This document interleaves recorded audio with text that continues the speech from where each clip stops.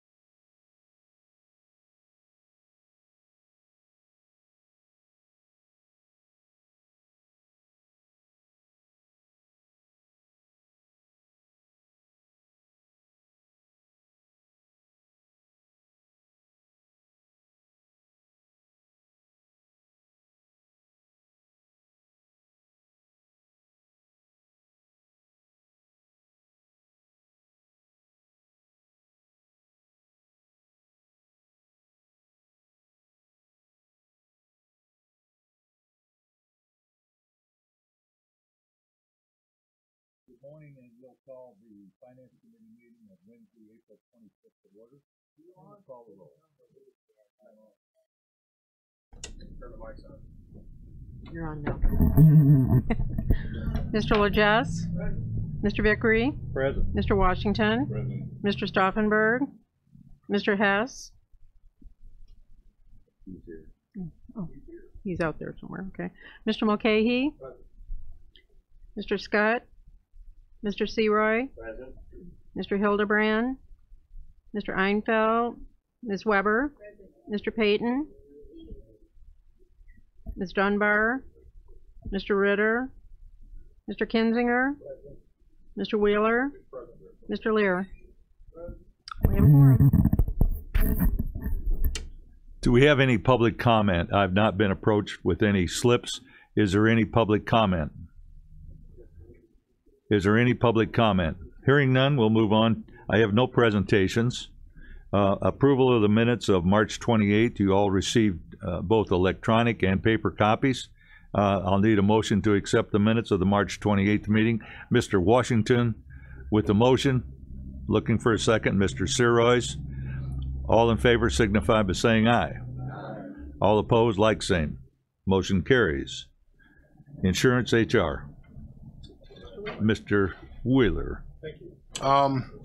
First of all, staffing level report. There really is no change, nothing to update, so we'll just kind of stick with that. No specifics. We'll have a more in-depth one of those next month to kind of catch up, but we really didn't have any changes this month of note. I guess just moving on to the next item. Yep. We finally got the.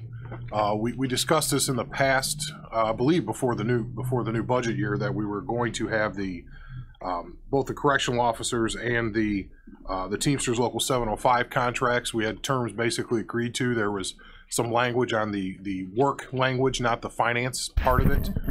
So those contracts were distributed via email to everybody. And is that copy down here? By any chance you got both copies here in case someone has a specific question? I don't have it sitting in front of me. But basically the terms were agreed to. They're very similar. On the finance side to the other agreements, there was nothing over the 2.5. If you wanted to look at the year terms and mention those from the cover, I think we got a 5-year agreement, I believe, with corrections, Yes. and we had 4 with the Teamsters. It's 3. Okay, it's a 3-year agreement with the Teamsters. So, I went over the 73 pages yesterday. So. so there's your subject matter expert right there. But basically, it's a very similar setup as we have with the other labor partners. So, first of all, we came to an agreement on the numbers, and they understand where we're at, and we provided some long-term predictability for our labor partners along those lines. So I think that's the last one, the last 2 that the board have to settle. At this point, let's get a motion and a second. Mr. Legess with a motion, and Mr. Mulcahy with a second. Just on the correctional. Just on the corrections, and this opens it up for discussion if there is any.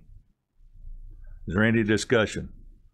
We worked long and hard to get that done, and this is the end of that, fruition of that effort. I guess we need a roll call vote.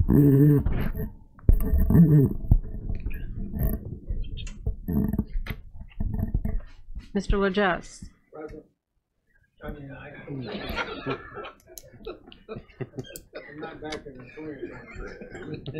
Mr. Vickery? Aye. Mr. Washington? Aye. Mr. Hess? Aye. Mr. Mulcahy? Aye. Mr. Seroy? Aye. Ms. Weber? Aye. Mr. Kinzinger? Aye. Mr. Wheeler? Aye. Motion carries.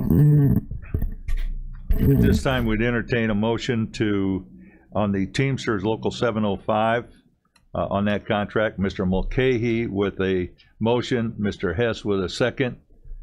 Any discussion? Once again, any discussion? Hearing none, we'll go to a roll call vote. Mr. Legess? Aye. Mr. Vickery? Aye. Mr. Washington? Aye. Mr. Hess? Aye. Mr. Mulcahy? Aye. Mr. Seroy? Aye. Ms. Weber? Aye. Mr. Kinzinger? Aye. Mr. Wheeler? Aye. Motion carries. Thank you. Next item on the agenda would be the setting the per diem of the county board members elected in 2018. I'll need a motion to get into discussion. Mr. Seroy's with a motion, Mr. Legess with a second. Is there any discussion? Mr. Seroy's. Thank you, Mr. Chairman. I see the rates they will not go up for the next 4 years. I'm just That's correct. putting that on the record. That's Okay. correct. And they've stayed the same, I think, for the last 4 or 5. 4. Yeah. Okay. At least the last 4 years. Yeah, okay. Okay. Thank you. Mr. Wheeler. Thank you, Mr. Chairman. Just to note, it actually went down before that. They were reduced. Yeah, they were reduced. So 8 years ago. 8 years ago. So No, 4 years still. yeah, it was. Yeah, it was $74 and Yeah. it went to 70. Correct. So it's $70 a meeting, and for the public's sake, that's roughly $3,000 per year if you go to every single meeting, and that's with no mileage or no health insurance benefits or anything like that. So I just want to clarify that. Some people think we're paid like Cook County commissioners. So We have a motion and a second. you're not arguing. A roll call vote. Mr. Legess? Aye. Mr. Vickery? Aye. Mr. Washington? Aye. Mr. Hess? Aye. Mr. Mulcahy? Aye. Mr. Seroy? Aye. Ms. Weber? Mr. Kinzinger? Aye. Mr. Wheeler? Aye. Motion carries. Next item is the setting the salary for the Kankakee County Board Chairman and Liquor Commissioner. In your packet is the numbers, and it'll take a motion and a second. Mr. Hess with a motion, Mr. Legess with a second. Any discussion? Mr. Kinzinger. Thank you, Mr. Chairman. I see the county board's chairman is reduced. Is that consistent with previous discussions, the amount of reduction? Mr. Wheeler. Yes, it is. The reduction was $12,000, so it'll go from 60 to 48. Liquor commissioner stays the same. because the new county administrator position is not to replace the duties of the chairman. It's to augment the management of the county and also to replace an HR director. Basically, it's a $15,000 increase. Even though half of that pay is going to go to the tort fund, this reduction will put us in a better financial position on the administration side. We'll be spending less on salary than we were before. Any other questions? General fund. Mr. Lear. Thank you, Mr. Chairman. I'm not a member of the Finance Committee, but I did want to speak to this a little. I'm going to be supporting this resolution at the full board. I would, however, think that as I've looked at some of the salaries for county board chairman in comparable counties that have county administrators, it may well be appropriate that at the next setting of a salary, we look at reducing this even further. There's going to be a definite transition in terms of taking time for the new administrator to understand what the operations of the county are, and that's probably going to actually take more time from the chairman than if the chairman were just completing his responsibilities. But after this period of 2 years is over, I think it's going to be appropriate to look at even a further reduction. So I would be supporting this motion, but if those that get elected in 2018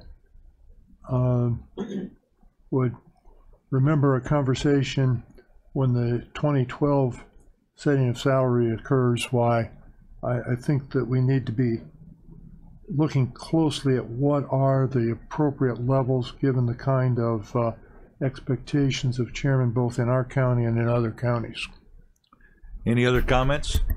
Any other discussion on this issue? Okay, roll call vote.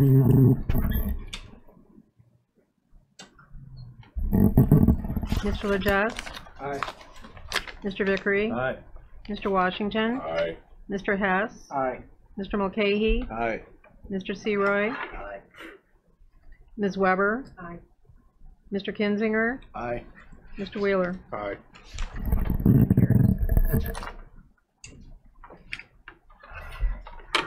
Next item on the agenda is setting the salary for the sheriff of Kankakee County.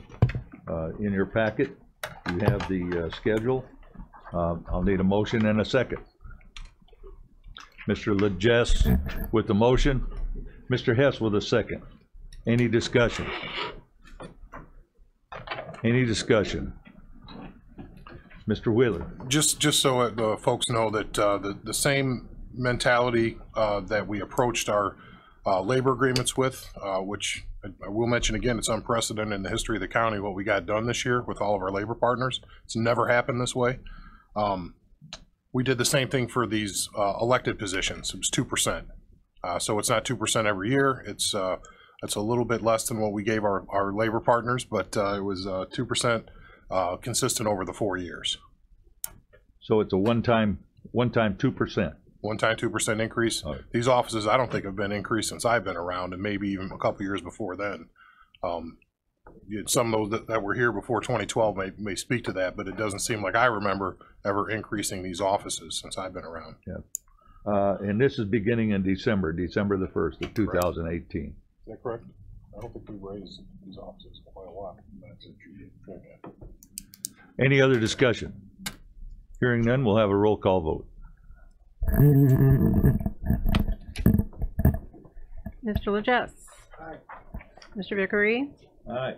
Mr. Washington? Aye. Mr. Hess? Aye. Mr. Mulcahy? Aye. Mr. Seroy? Aye. Ms. Weber? Mr. Kinzinger? Aye. Mr. Wheeler? Aye. Motion carries. Next item on the agenda is setting the salary for the Kankakee County Clerk and Treasurer. Again, we went to 2% one time over 4 years, beginning December the 1st of 2018. I'll need a motion and a second. Mr. Mulcahy with a motion, Mr. Seroy with a second. Any discussion? Mr. Wheeler. Thank you. Just briefly, the current salary was $70,190. In the parentheses on the third whereas it says 71,594. That gives the impression that, you know, it looks like that was just a typo in there. So current salary is 71,90. I see. Okay. Any discussion? Any discussion? Hearing none, we'll go to a roll call vote.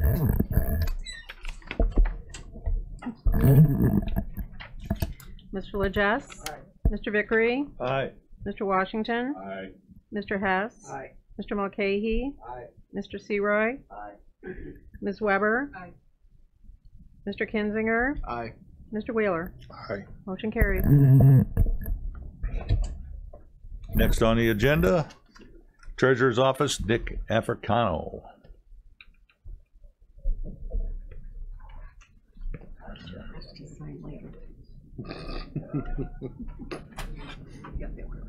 Still time to rescind that. We'll see what he says first.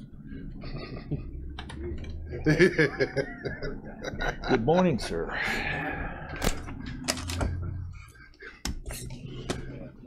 I was out of order today. Threw me for a loop there. This is the new order. Good morning, everyone. I just want everybody to know they should see Mike for their ticket. Knights of Columbus. It's a big winner. I got a fair amount of things today to talk about. Tax bills are they'll be coming out. They'll be going to the printer on Friday with the final proof on Monday. Be in the mail. Be in the mail on the 4th.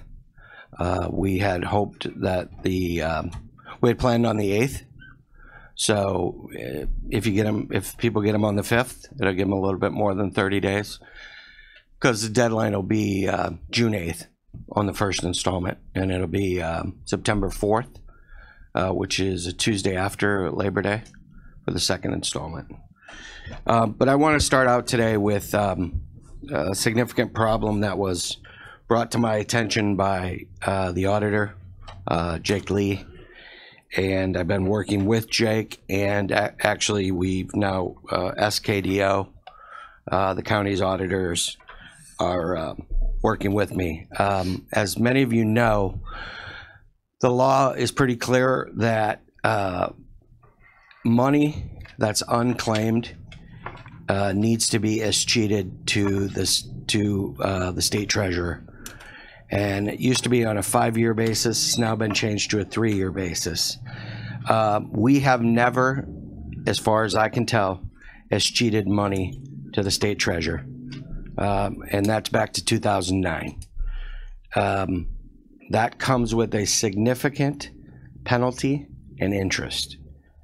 The good news is I have filed with Mr. Frericks, the treasurer, a request for a one-time exemption from penalty and interest, and at this point I don't see a reason why that wouldn't be granted, but it's certainly not guaranteed, and I want everybody to understand what we're dealing with. It's probably in the $400,000 range. Approximately $300,000 of that money has been interfund borrowed. Those are legacy bonds and funds, Fund 910. So that money that has been interfund borrowed has to actually, it's time to pay the piper, right? It has to be sent to Springfield. So it's an actual expense to our county. So working with SKDO, with Mr. Lee, and now bringing Andy up to speed on what's going on. We're working through that. That's the negative. And so now I'll give you the positive, because it seems like we always get a positive after a negative, so that's a good thing. So Bradley has had an issue with the Route 50 TIF fund. And there was an ordinance in Bradley, and I don't want to go into it in depth, but basically said the 15% of their TIF fund needed to be distributed back to their taxing bodies on a yearly basis. Bradley had a TIF attorney that advised against that. Their new TIF attorney has since said, well, that was bad advice, and you absolutely need to send the money back to your taxing bodies. So the good news is that I just received a wire from Bradley for $886,000 that needed to be redistributed, sorry, and $256,000 of that money is the county's money. So we have a potential $300,000 liability. We have $256 coming in. So it's money we didn't know was coming in, and it's money we didn't know that was going out. Mr. Chairman. Thank you. I just want to clarify. 300,000 or 400,000? I'm sorry. Yeah, I said 400,000. Because you scared me. I thought it grew by 100. No. I'm sorry. I talked to you. Yeah, I did see your eyes getting bigger. I got it sheeted. Yeah. I'm gonna let that one go. He's still in his chair. Yeah. Sheeted. He can't get up. So the 100,000 is money essentially that is uncashed jurors checks, things of this nature. I see. And actually, I might as well talk about that while we're on that. So on the tax bills, and I don't want to put this out in the media yet because it's not live, but there will be a space on our website, and it will be on the auditor's website as well, that will be unclaimed. You'll be able to go on there. If your name is on that list, you will call the number that's associated with it and get a check reissued to yourself. We'll do that for everyone. There's probably 1,000 people on there. We'll do that before we escheat the money to Springfield, which will be sometime in June. So that money is, I believe that money is already there. So that's not. Okay. It's the liability that we're looking at is really 300,000. But like I said, we have the 256 coming. Sure. And just for the committee's clarity, the interfund is not an issue because we're getting tax revenue in. So that's, we have the money to do this. We could do it as early as the 5th of next month. So that's not an issue. The timing, if it had to be done at the beginning of the month or in June, the interfund is really not limiting us at this point of being able to pay that bill. So just let everybody know. And this is something I think the interfund, this has been interfund borrowed since we started interfund borrowing. So this isn't something new. But SKDO is doing some work on it as well, cleaning it up because there's some stuff that needs to be cleaned up. But I want to get us in compliance with the law. We certainly don't need an interest and penalty bill. That's something we really don't need. Another item. Dan Hendrickson, the clerk, rolled over this morning the taxes to me. So we now have all the numbers for taxes. I have to say it's seamless working with Dan so far, and I appreciate all his help. The county, as promised, will get an early distribution. We had received an opinion from the state's attorney that when the bills would go out, we could get the distribution. So I will be writing a check to Steve when the file gets sent to the mail house for $3 million. So that should help. Another positive, money market interest. Last year we made about $50,000 in interest. Money market was 0.70. This year the money market is 1.54. So that's positive for us because when you get to put 90 million in the bank for a month, it helps. And lastly, I just want to put on the record, I know I have said this a couple different times, the state has still not provided me with training. As you all know, I'm running for re-election at the end of this year, and I'm hoping to get trained before I have to go through my first election. But we'll see how the state works out with that. Any questions? Oh, I'm sorry, Mr. Kinzinger. Thank you, Mr. Chairman. I want to go back to the issue that was discovered and that we did not escheat money back to the state since 2009. did the law change, or did we miss something in previous administrations, or just how are we not going to do that going forward? Well, I hate to go back and say, you know, what happened before I was here. I don't really know the reasons. I believe the state law was pretty clear. All I can say is I know it's a policy that won't be left undone when I'm here. And I guess my advice would be to this body to ask questions if I'm not the person here about whether or not money is being escheated. Once we're caught up, so being caught up this year would mean being through 2014, right? Because you have that 3-year. And then next year, on one date, you escheat for 2015. So it's just a single year after that. It's a lot of work right now because it's such a huge amount of entries on a spreadsheet that we're dealing with. But once we get it up and running, and once SKDO gives us their blessing, I don't think going forward it should be a problem. Thank you. I think you're doing a great job. I just want to make sure going forward we didn't have the same problem. Thank you. I appreciate that. Mr. Seroy. Thank you, Mr. Chairman. I'm gonna piggyback on Mr. Kinzinger and ask the question, Nick. You know it's happened since 2009. Do we not know that it happened earlier than that? If we have not been practicing that?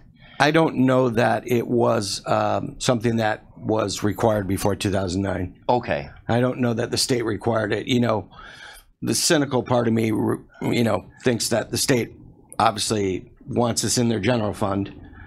They do give much of it back to the people they find, but there's a lot of it that they don't end up giving back that goes into their general fund. Okay. But I don't think before 2009 it was an issue. Okay. That's my understanding. All right. I was just wondering if that's how far back we could track it at this point, or, you know, are we gonna, if a deeper audit investigation might show that it goes back even further. Well, you know, it didn't.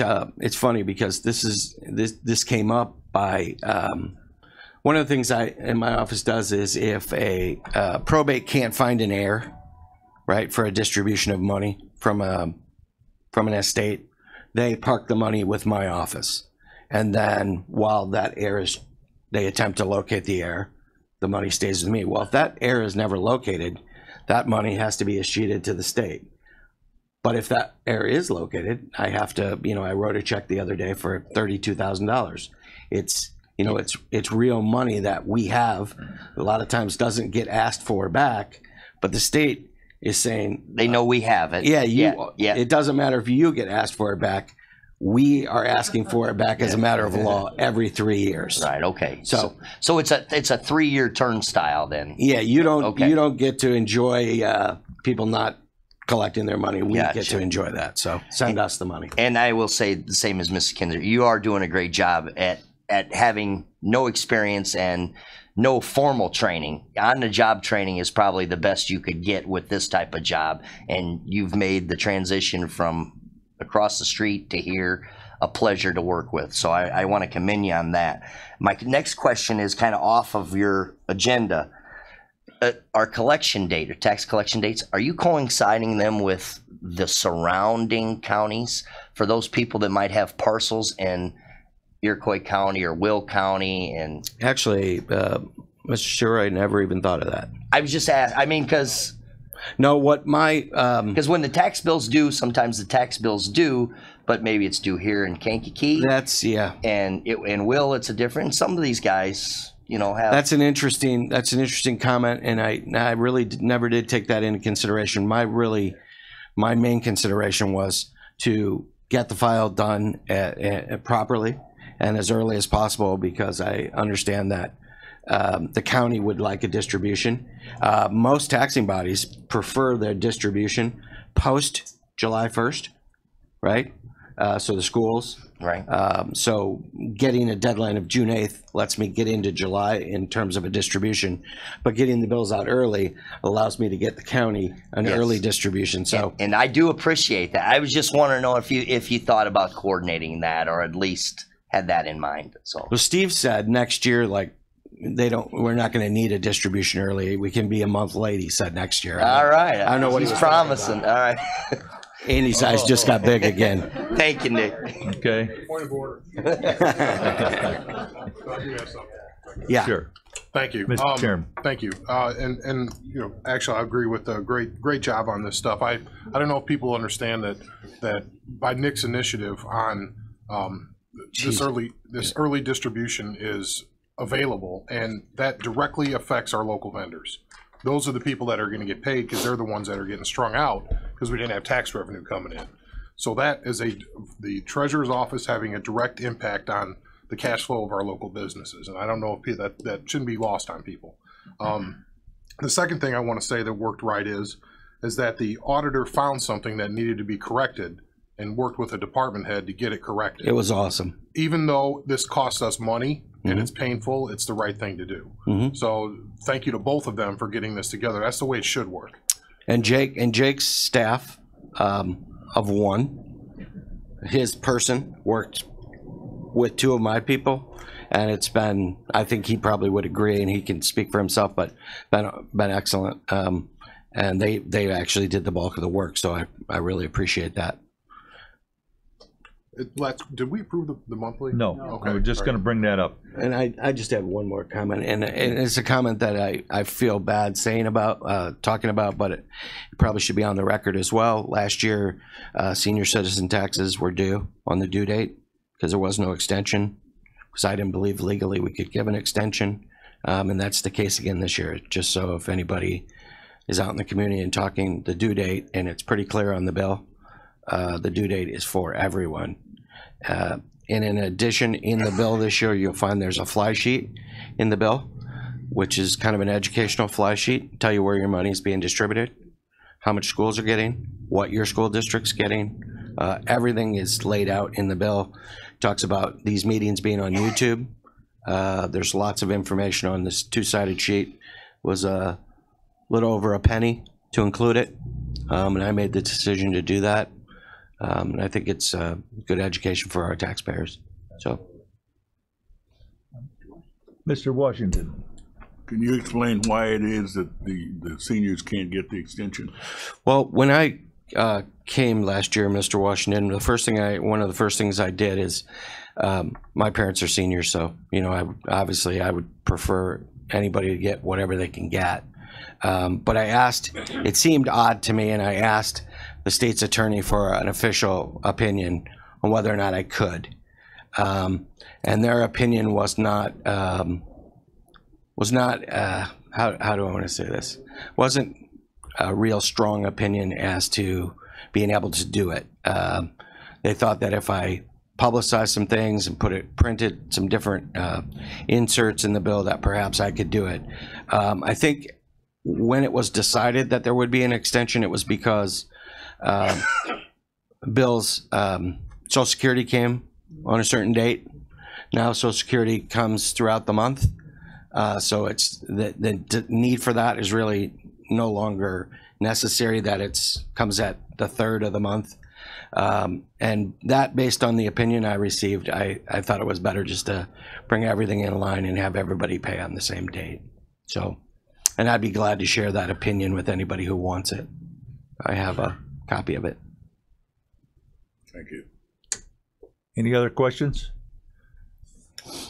We need a motion and a second to combine and approve the county treasurer's report, the county collector's report, and the monthly resolutions. Mr. Washington with a motion, Mr. Seroy with a second. All in favor signify by saying aye. Aye. All opposed, like same. Motion carries. Next up, Finance Department, Mr. McCarty.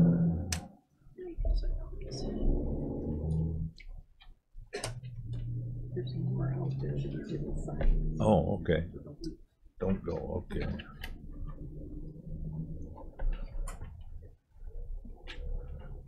Your chairs. There you go. Good morning, Steve. Good morning. Okay.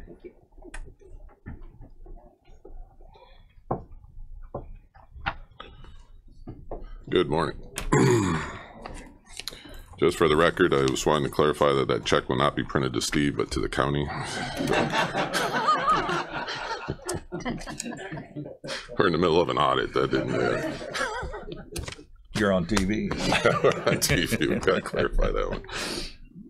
But no, I thank Nick and the Treasurer's Office for their work, and also Dan Hendrickson and the County Clerk's Office on the work on all the tax bills, Eric in the Assessor's Office, everyone that works on that to get these tax bills out so that we can be fortunate enough to get an early distribution, and echo what Andy said, that our local vendors are thanking you already, so that we can, get back into a reasonable window here. We're still going to have to manage it until we get to the regular distributions, but it certainly lightens the load a lot.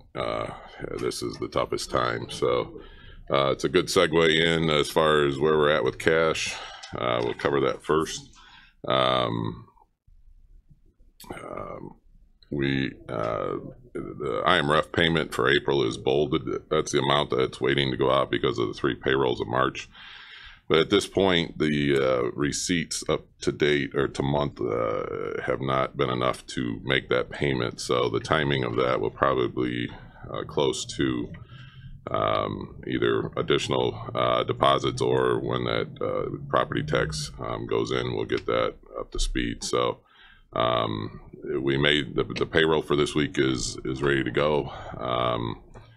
And we've kept as many vendors as we could happy. This is April was the worst month that we were looking at, and we've pretty much made it through in anticipation of that early distribution. So, and we'll update this. As you can see, the property tax distribution in May, I did not switch, and then we'll work on getting the vendors, and we got insurances, and we also have the cash flow situation that Nick was talking about as far as stuff going back to the state, those items. So we'll have to keep an eye on the timing of all this and going forward, but it certainly helped get us through May and June.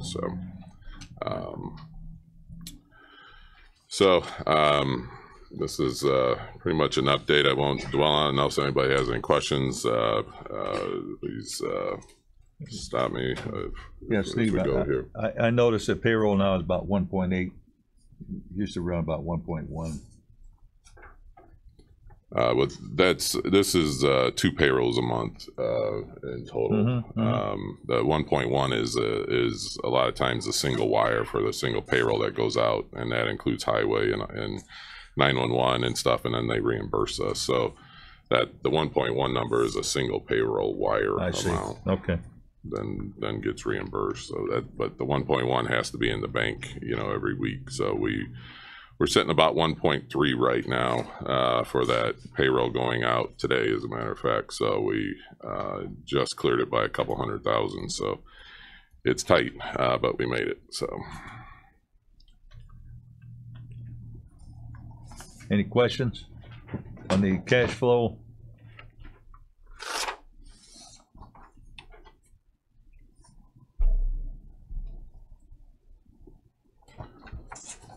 All right, without any questions there. Chairman Wheeler wanted to include this year-to-date report through March for the general fund. Includes all revenue trend and expense trend. It's on a cash flow basis report, just to show what's transacted in the same time frame in fiscal year 18 as the same time frame in fiscal year 17 a year ago. And just for information, Chairman, didn't know if you had anything specific you wanted to identify with the report or not.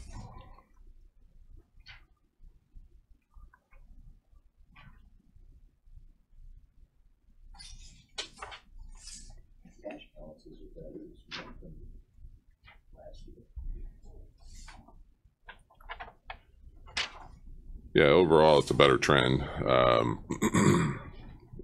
And just a reminder as far as cash flow that it's like in the administration department has a lot of the taxes that we look at specifically, and it's more of a timing issue with a cash basis report than it is an increase or decrease. It's more of when it shows up.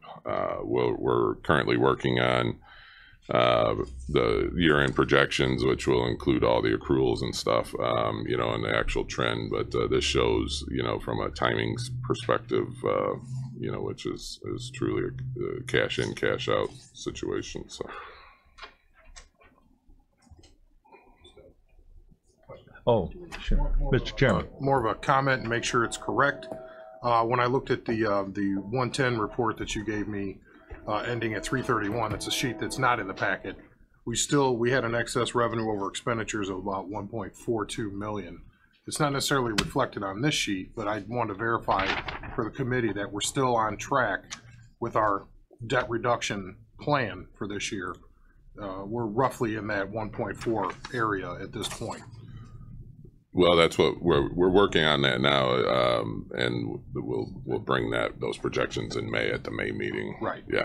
So when we looked at the end of, you know, for the end of March, it was still on track. You know, in a month you could see a 500 grand swing with the nature of the numbers, but just so the committee knows that, you know, if we're looking at other commitments we're being asked to make, we should factor in that is that we're still on track with the financial plan for this year. So.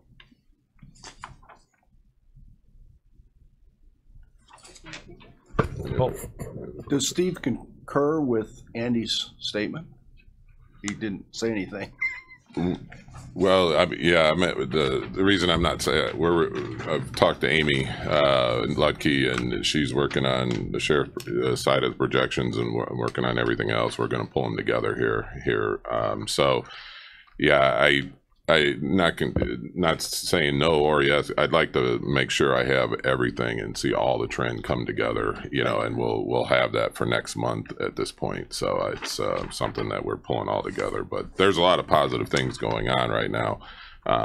It's just I'd like to bring it all together. We haven't quite got to that point yet. So, thank you.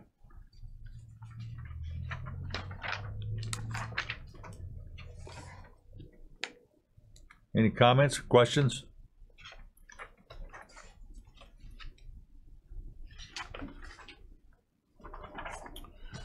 Alrighty.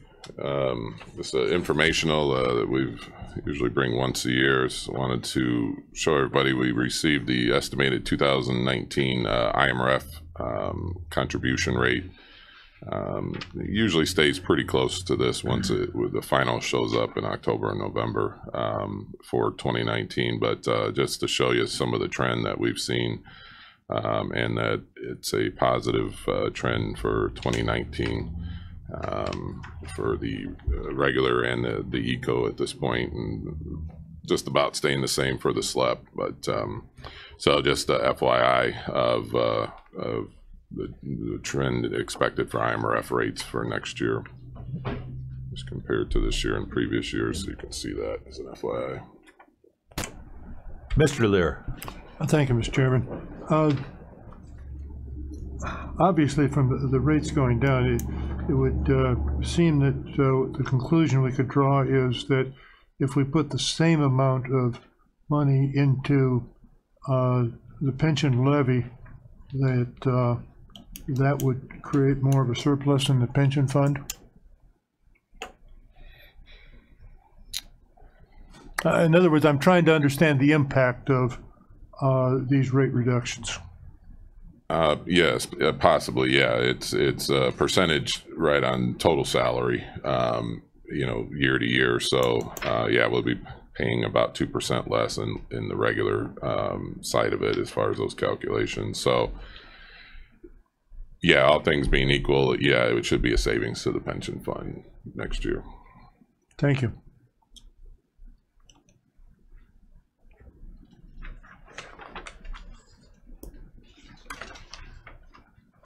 There's no other questions on that. And Mr. Stauffenberg last month asked about personal property replacement tax. So I found an explanation on the state website for those, more of an FYI, as far as it looks like it began in 1979, and it was after the state changed the way that certain taxes were done. It replaced it, and it's a charge to corporations and public utilities, S corporations. So this gives some rundown of where it's derived from and how they distribute it. And we receive the PPRT. That's how we have it identified 8 times a year during our fiscal year. So this is the explanation of that from his question from last month. And then the replacement tax report is the first one, and the regular ones, we budgeted a lot lower for 18 because after the information out after last year's state budget was that this was going to be hit hard. So far, our trend is higher than what was reported to us, so we'll see how that continues to turn out the rest of the year. But the state budgets in the last number of years of this and income tax and stuff, they've gone up and down with what's happening in these distribution accounts. So we'll continue to watch it, but this is where it comes from. So I just wanted to provide that to the committee from that question. And then you have also the sales tax information, et cetera, if you want to take a look. Oh, I'm sorry, Mr. Chairman. Thank you. Thank you, Mr. Chairman. The sales tax reminded me of a question I had that I don't know if I ever asked you about, was the increase in the sales tax in the city of Kankakee. Does that increase the percentage that the county gets as well? Is it a percentage of the first 6 1/4 that we get, or do we get 1/4% of the 8 1/4 or whatever the city is going to be charging?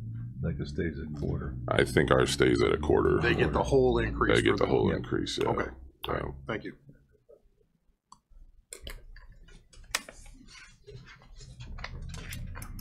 What they're talking about is the 2% increase.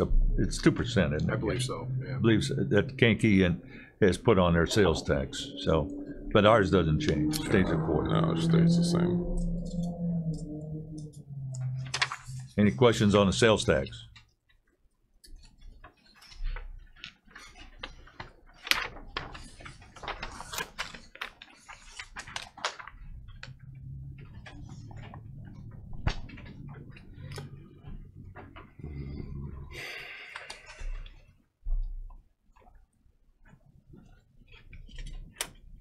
Yeah, the inmate bed rental revenue continues to trend up. I'm sure the sheriff will give us an update here next on that. And if there's no other questions, then the final piece I have is just another piece of information that we just worked on in the final as far as our PTEL calculation and what the distribution will look like for each of the funds within the county's portion of the property tax. So you can kind of see those calculations. So it's an update information. So it's trying to just slightly higher than what we estimated back in the fall, and then we look at them, a draft model in the fall, and then this is the final. So this gives you the update information. So I don't know if there's any questions there either. So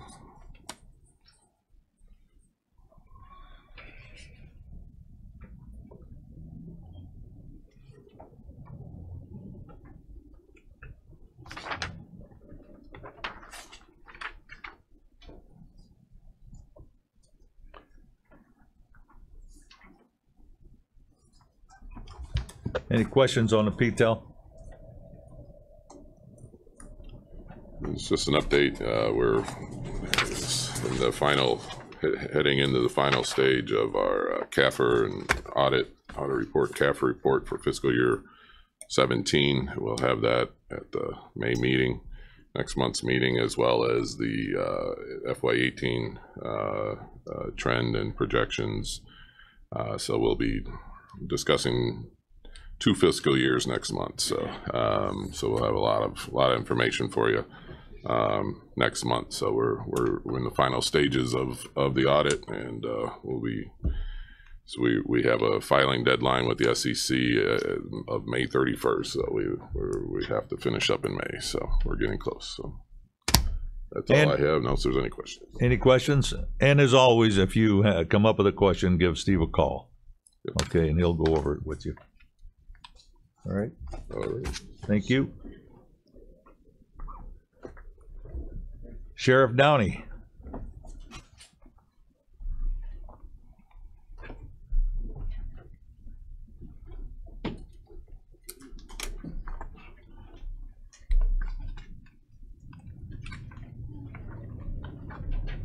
Morning, Sheriff.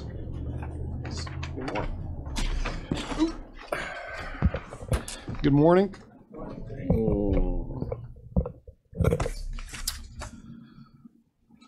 All right. Nothing really too out of the ordinary with our out of county update. Things are staying pretty steady, which is a good thing.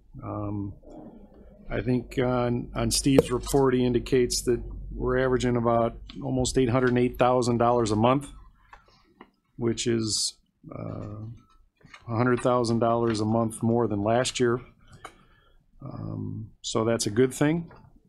As I continually remind people, we don't have beds that are going to make this number increase by much more. So you need to kind of keep that in mind. We did just go through another inspection by Nakamoto, which is a requirement from ICE. It's our third one since we've had ICE. And from the first one that we've had, which was really a little bit shocking to us based on what ICE needs, the second one was a little better, and then this third one went very well. They're very happy with the progress we've made. And so I think we're in pretty good shape to keep our numbers where they're at. They like our location. They like everything what we're doing. And that's a credit to the staff over on the jail side. So hopefully we can maintain that. Our staffing numbers have been brought back up to where they were post 2014 layoffs. We have actually begun hiring some part-time people. The advantages to that for us is that those part-timers are able to fill in for full-time employees who, as you all know, have benefit time off, whether it's vacation, comp, personal days that are all in the contract. And it allows us to replace them at a rate that, number one, is not time and a half, and number two is the low end of the pay scale for our staff. So it benefits us in more ways than one. In addition, when we do have turnover, when we have people who leave for other employment or leave for whatever reason, we have part-time officers who we've already had a chance to evaluate and make sure they can handle the job and slide them into a full-time position at some point. So it's a benefit to everybody, the employees and the county as well. Questions on ICE or anything related to out of county? Mr. Sirois. Thank you, Mr. Chairman. And Sheriff, thank you and the Corrections Department for keeping these numbers where I know they're probably almost capped, but that's where we need them to be for the time being. Close. You know, yeah, and close. And we're monitoring that. I mean, we're. But my original question is, how many more of these Nakamoto? I just like saying that word, Nakamoto. Nakamoto. How many more of these inspections are you going to have to comply with? And is there a date where you're going to be out of their wing, so to speak? A little bit of history, not to take up a whole lot of time, but normally what happens, Nakamoto comes in prior to us getting an ICE detainee. In this case, I got called on, and I remember the dates like the back of my hand. Yeah, I remember when you said we're getting them tomorrow. I got called on a Wednesday, October the 5th, and the statement made to me by the Chicago director was, well, we'll have Nakamoto come in, do an inspection. It'll take 30 to 60 days. And the next day he called back and said, by the way, you're getting 75 on Saturday. So we literally had ice prior to Nakamoto ever coming in. So that was not necessarily our fault. And ICE has obviously stepped up and said, yeah, we know. I mean, that's why when our first one wasn't all that good, they didn't really raise too many eyebrows because I think they had enough confidence in us to get it right, which we have. But I believe that they are annual. Okay. But from October 16 to now, we've had 3 for that reason, to make sure that we are making progress on what they want. So. Okay. Thank you. Mr. Kinzinger. Thank you, Mr. Chairman. This is probably related to the increased income, but I was looking at the overtime and I see a divergence. In other words, one's going down and the other one's going up, and I haven't noticed that. Maybe it's just a timing issue for April. There are some things going on right now, part of Nakamoto and part of ICE requirements, that we have to put our staff through some mandatory training that they require. So some of that is going on right now. So we're trying to divvy that up throughout the year, but that's part of it. Okay. But our overtime is significantly down based on past years. Thank you. And should continue to go now that we're back to where we're at numbers wise.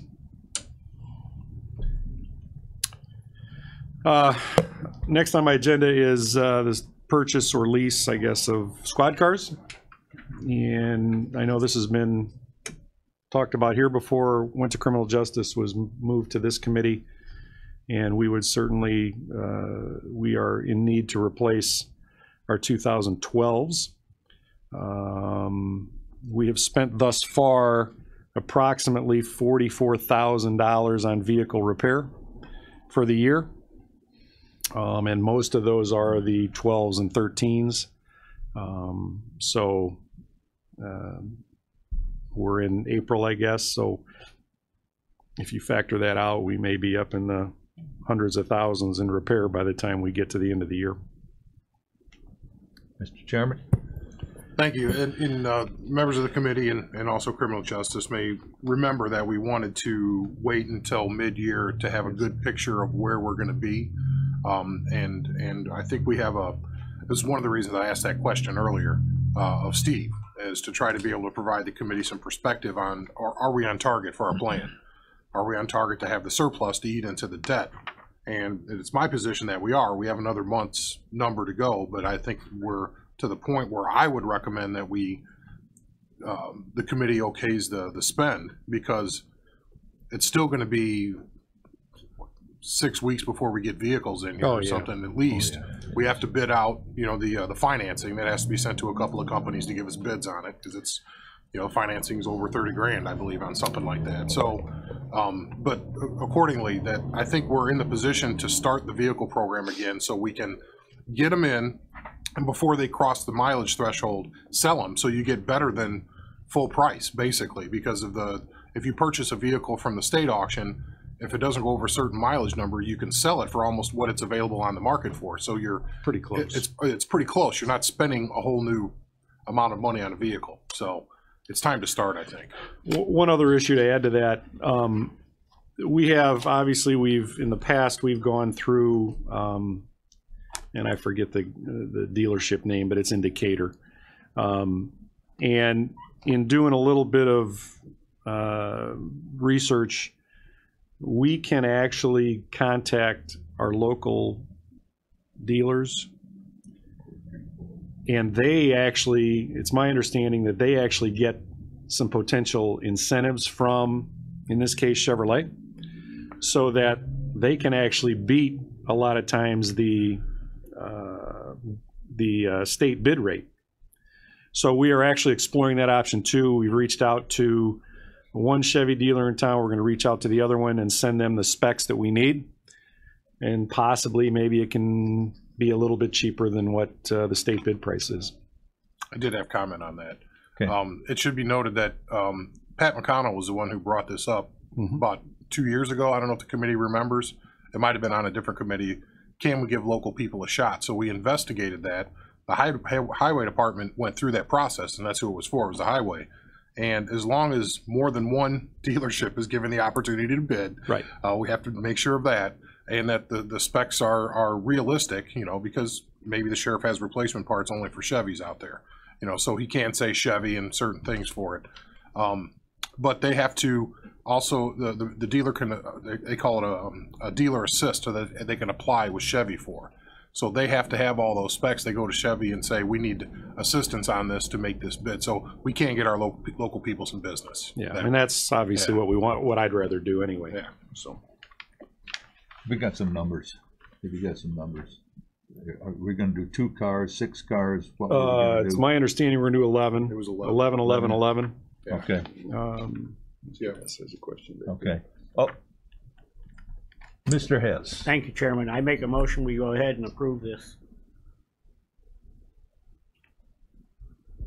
To go Okay, to and the Mr. full board, right? Okay, To go yeah, full it goes to board. full board. Right. And Mr. Washington with a second. Yep. It's 11. The number's 11, correct? Yes. We already 11 bought cars. 11. Bought so 11. It's pretty much going to be the same number. Yes. 'Cause I remember it was in the, over the term of the lease, it was in the 400 range. Mhm. So So they would be coming after the June? microphone, I'm sorry. Oh, sorry. Yeah. Yes. June? Oh, probably Or closer ordered to by July. June? Probably closer to July Okay. by the time we get them. I was looking at the cash flow sheet when I We said got a motion and a second. Any discussion? that was my discussion. That was your point. discussion. Yeah, that was my discussion. Well, and that, Like, Mr. Searoy, that was one of the reasons we wanted to wait till. agreed. Yeah. Yeah, agreed. I just We're want to waiting make till sure. the budget got in better shape, Yeah. that's all. So, any other discussion? Roll call vote. Mr. Lej, Troublemaker. we're skipping you. It's better than present. All right, everybody just say, you know. Just doing all All in right, favor. Mr. Lejeff. Mr. Vickery. Aye. Mr. Washington. Mr. Hess. Aye. Mr. Mulcahy. Mr. Searoy. Aye. Ms. Weber. Aye. Mr. Kinzinger. Aye. Mr. Wheeler. Aye. Motion carried. And just a couple other things on the vehicles, and these are related to both cars and on the patrol side, and on the corrections side. We do have a bus that needed repair, got repaired, not exactly quick, but got repaired, got brought back to us. We had it for a couple days. It broke down again. It's back at that vendor, and that vendor has now said, we're not getting the van back till they get their bill paid. So that puts us in quite a dilemma when it comes to transport, and as much as we are on the road back and forth. So Are there a any heads other up. vendors? Well, I got a guy. and that's a fine line. The fine line becomes, do you want good and cheap or good and expensive? Because there's both, and we're trying to save every nickel we can by going to who, number one, who's familiar with our vehicle, and number two, who's probably the cheapest when you compare it to other people who work on buses. But I'm sure Mr. Searoy has a lot of guys. I got a guy. Well, and just so you know, this isn't directed at you at all. But we heard earlier we were 100 grand away from over our payroll number. So if we're paying a bill like that, then people don't get paid at the county. That's how close it is right now. But after the 5th of the month, but that doesn't do you any good because you need a bus. You know, so if all I'm saying is maybe have that conversation knowing we're going to get a tax distribution after the 5th, maybe they'll be able to help work with you on that. It's just aggravating because we're juggling now. And it is aggravating on my end as well, because when you use that $100,000 example, if you look at our numbers, we brought in over $500,000 more. So that's frustrating on our end too, because we're working our tails off to do the best we can. And we're trying to drive a van to bring detainees back here, and we can't. So believe me, I get it. But then that money that's coming in, we use to pay people. Yeah. So it's like a vicious circle. We could do this all day. But I want to get them paid, but just please ask them if they will wait until the 5th of next month and work with us. Because we will have a distribution, as mentioned earlier. I don't have it until then. We just don't have it, or else people don't get paid. Yeah, we got 1.8 million in the payroll. And thank you, Mr. Chairman, but Sheriff, and I feel you. I feel your sympathy, and I have sympathy for you, but if your guys weren't doing the bulk of this work, you probably wouldn't have any guys. You know, trust me. I have said for years, and I haven't used this phrase yet, but I'll use it now since you brought it up. I feel like little Tommy Tucker. Yeah, you are. We got to sing for our supper.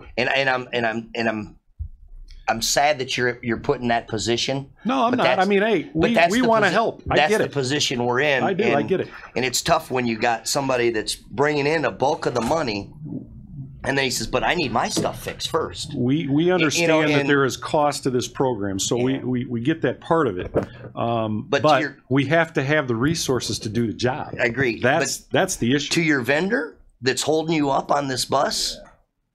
Well, shame on him. Shame on him. I get it. Believe me. And that's what I'm saying. I wouldn't spend another dime with that guy. Well, we haven't got that far yet, 'cause I was just told that this morning. If that's the case, and that guy's going to hold you up and he's going to keep that bus, I'll bring you 2, and you tell that guy to keep it or set it on fire, whatever he's going to do with it. Keep it, go sell it, because if he wants to work with the county, he's got to work with us. Right.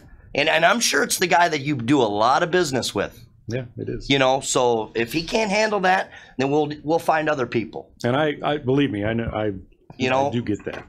Sorry. Yeah, and the other I mean, the other option again, I mean, but it hurts the county as well, is we take it to somewhere else, but it just costs a little more. So that's apparently what we're going to have to do. Mr. Kinzinger.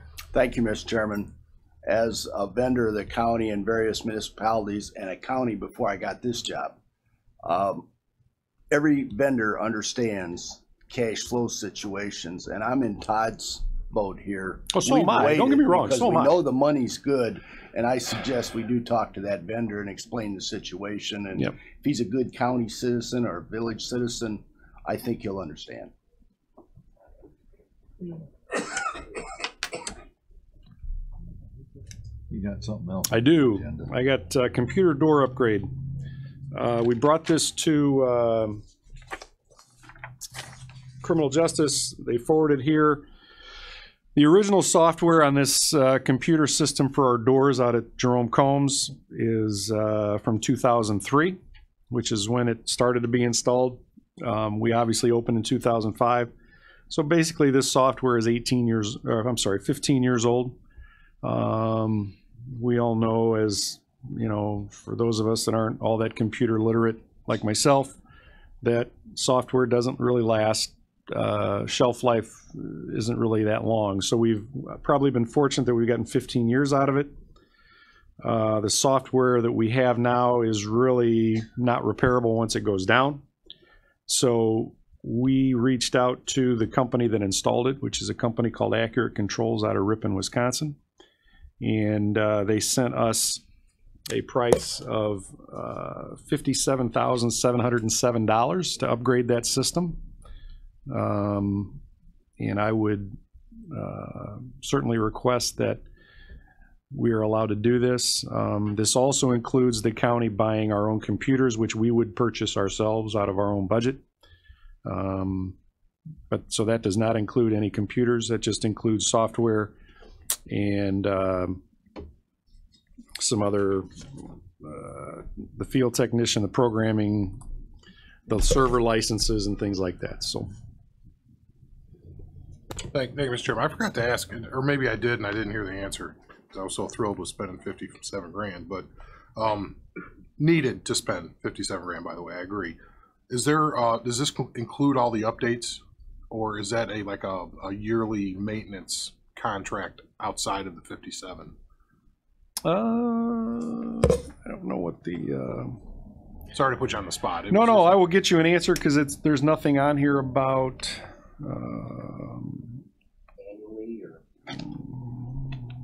no, there is no annual. We're not paying annual for what we have now, so there's no annual cost on it. Okay. I'll make the motion then. Okay. Yeah. Motion by Chairman Wheeler I need a second. Mr. Sirois with a second. Any discussion? Any discussion on the 57,000? Hearing none, we'll go to a roll call vote.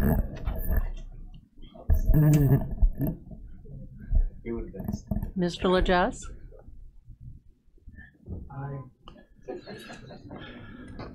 Mr. Vickery? Aye. Mr. Washington? Aye. Mr. Hess? Aye. Mr. Mulcahy? Mr. Seroy? Aye. Ms. Weber?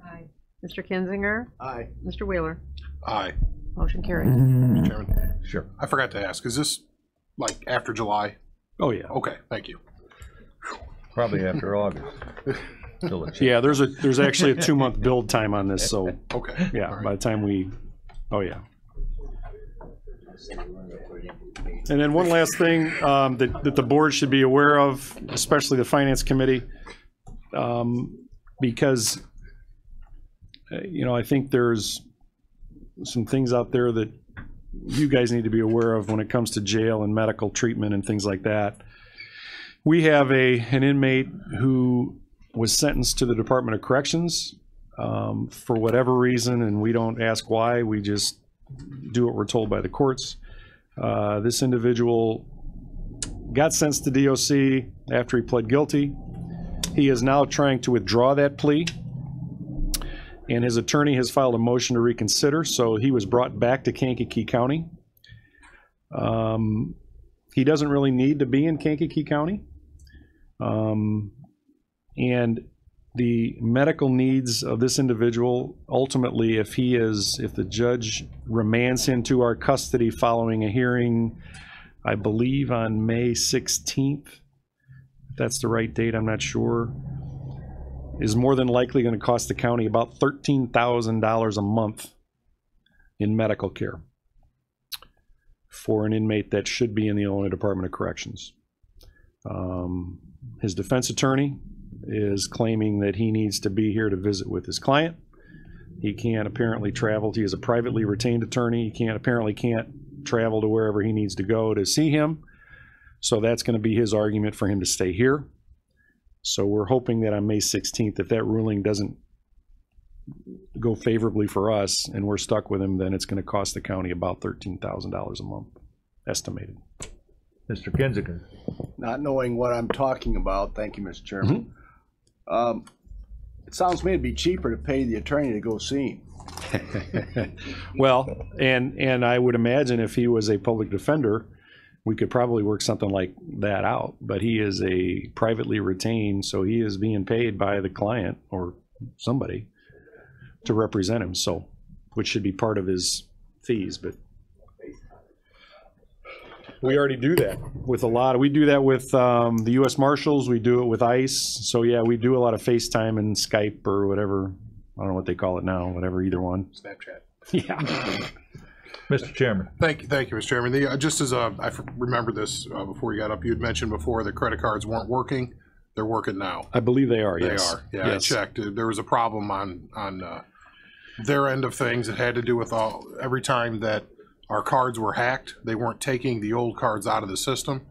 And so they were just ordering new cards. And after 7 or 8 times, we had thousands of people in the system. So we reached our limit. So those last 3 that I ordered would not work, even though they gave us cards. That is crazy. I slammed my head against the wall for 2 months on this and finally figured it out with them. Yeah, we actually have 2 people that are out in Boston at the New World Conference right now that, yeah, they seem to be working. I haven't heard anything, so. There was only 3 in the whole county that would not work, and those were the last. And they 3 all that 3 we were had. us, yeah.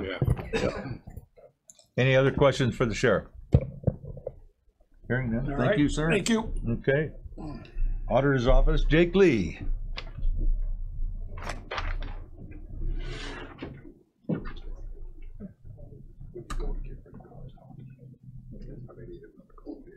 Oh, okay.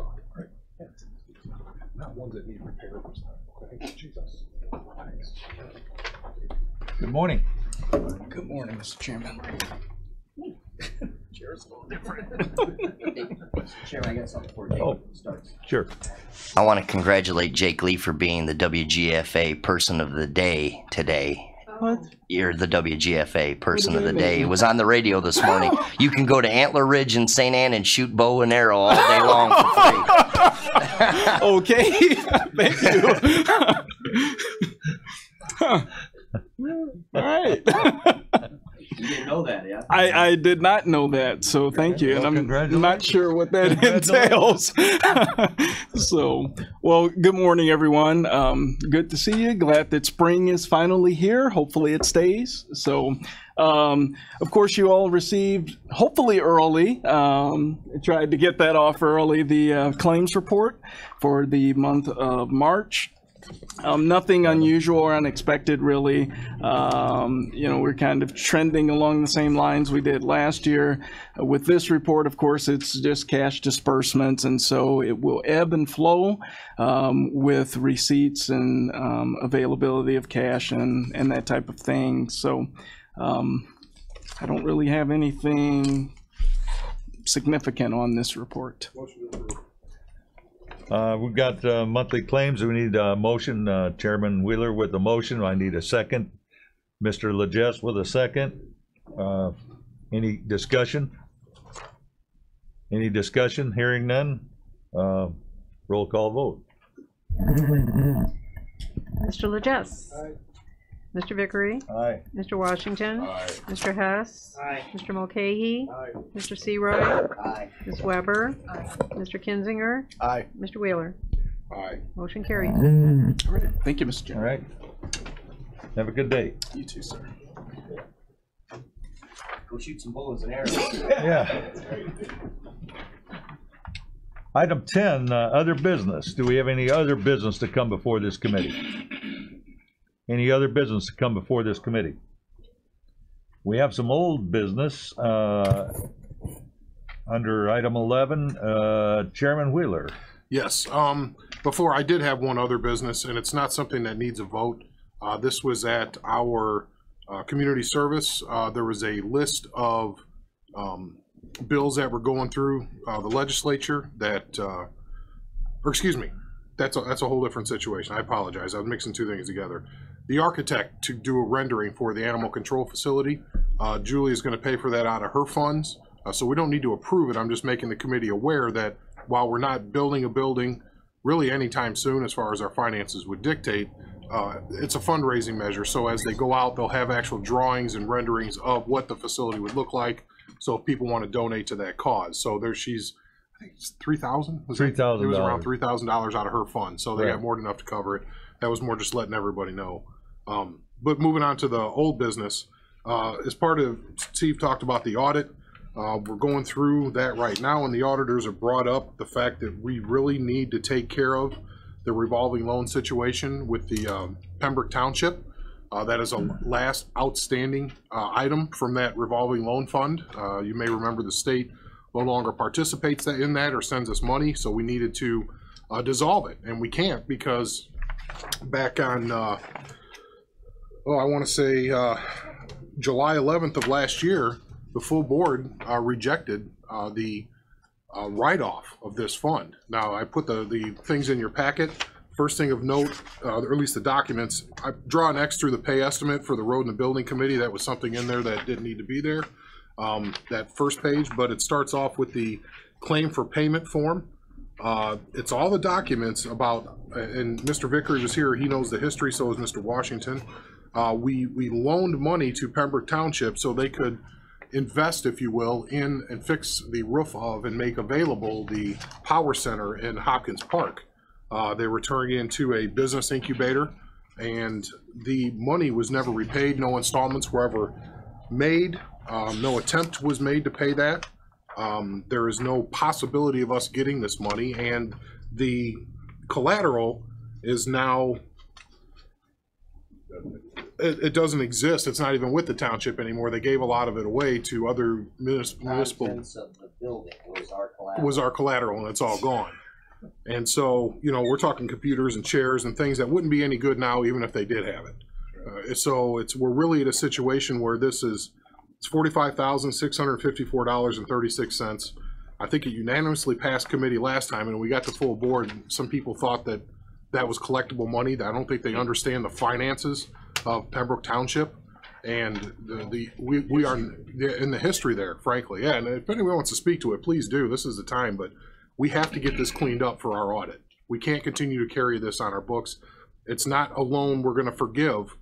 We're going to write it off. That's the correct terminology. If people would have made an attempt to pay this loan back, then we could have done something different. But in this case, I think the terminology is appropriate, and I think that's what hung up a few board members the last time.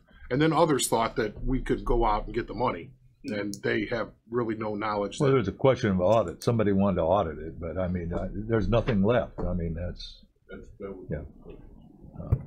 Mr. Kinzinger. I'm new to this. First time I've heard this. I'd like to hear from people like yourself, Mr. Washington and Mr. Legess, on their comments regarding this, and are we still doing this type of thing, and what are we doing going forward, and how do we get to this position? And whoever wants to comment, I'd appreciate just a quick synopsis. Revolving loans thing was a loan of last resort. Okay, we made loans through the CDAP funds provided by the state, not local tax dollars. Okay, there was certain requirements that we had to do. George, keep me straight now. And so we had several large loans, okay, out there, and we've written those off because there's just no collateral left on some of these loans. Well, presently, we don't do any. Yep, go ahead, Mr. Hess. Just, I guess it'd be point of order. We're in the discussion. I'll make the motion to go ahead and approve this so we can go in discussion.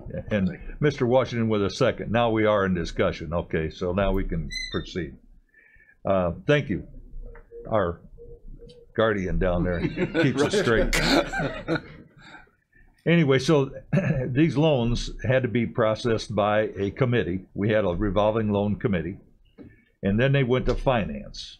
And finance had to approve them, and then they went to the full county board. So it had a long chain. These things took a while to get done. And so this is the last one, okay? So we're trying to clean up the books because CDAP no longer provides the money for this. And so it's just a matter of, let's get this thing off the books. And we're not in the revolving loan fund business. However, I did get an email on some counties that are looking into some revolving loan fund program, and I don't understand because they understand the state. I do. They were asking how people resolved their CDAP situation, like we did. We used it to pay for. We had problems at the jail. Remember, we had to do some automation. We used part of it for that. Main Street Moments, they were actually had that money loaned out to other people for their facade program, so we turned that into a grant. We granted Mechanic Street and Moments that money. We were involved in both of those. Right. So it's we did the intent of the money we put to there. This was the last one, and since we didn't collect anything on it, it wasn't. We can't grant something that wasn't even in use anymore. Right. We have to write it off. We can't grant it. We have to write it off. So it's the technical end of the audit. Okay. It's complying with the audit now. Okay. Any other discussion? Mr. Washington. The part that we haven't mentioned is that money was brought from the state, but also when the funds were paid back and some of the entities paid it back, that money went back into the revolving loan fund. The county never put out any dollars. That's correct. And I think we had, Chairman, we had one company that paid us back. Yes. Okay. $70,000 Yep. came back into us. Yeah. Mr. Legess. And it's not the first time we haven't been paid back either. UDS didn't pay us. IROC and Bradley, I believe, was another one. Comguard didn't. I don't think they ended up paying us. No. I mean, And that was the function. The function from the state was to loan that money. So we fulfilled the grant applications for the CDAP program. Okay, and they were extensive. We had to go through a whole project there, or a whole process. I'm sorry. So, any other discussion? Any other questions? Let's do a roll call.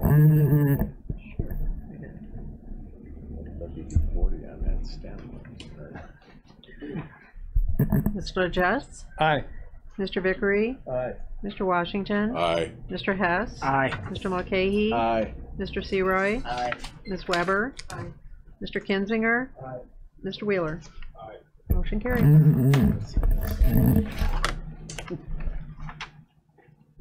Is there any other business to come before this committee? Is there any other business to come before this committee? If not, a motion is in order. Mr. Legess and Mr. Mulcahy with a second. All in favor signify by saying aye. Aye. All opposed, like same. Meeting is adjourned. Just like